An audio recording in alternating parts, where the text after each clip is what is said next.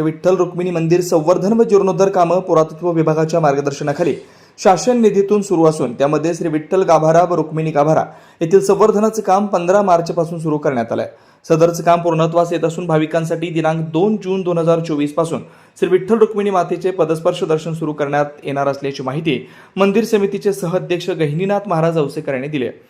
श्री विठ्ठल गाभारा व रुक्मिणी गाभारा येथील संवर्धनाचे काम करतेवेळी मूर्तीच्या संरक्षणास कुठल्याही प्रकारची बाधा येणार नाही याची दक्षता घेऊन तसेच मूर्ती संरक्षणास प्राधान्य देऊन कामास सुरुवात करण्यात आली।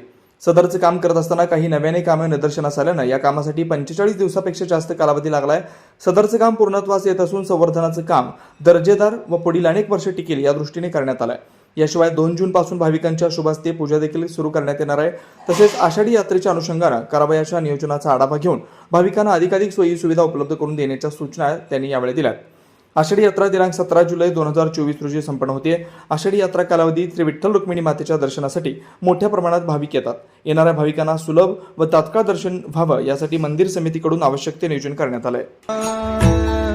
जगण्याचे देवा लाभो ऐसे बळ दुर्गुणाचा बळ पहावेना।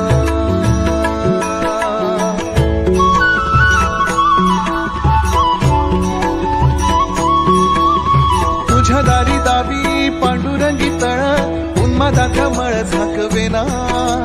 विठ्ठलाची आस वाढावी सरळ विषाचे गरळ टाकवेना। जगण्याचे देवा लाभो ऐसे बळ